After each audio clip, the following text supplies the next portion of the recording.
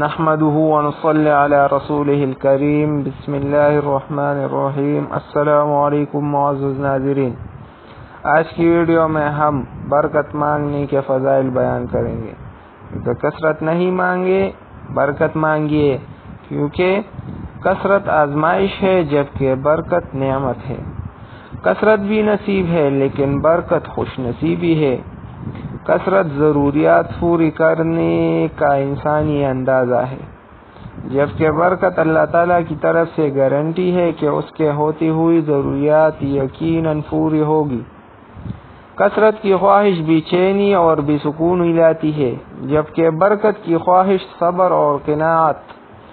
کثرت کا طلبگار ناشکرہ بنتا ہے جبکہ برکت کا طلبگار شکر گزار بنتا ہے۔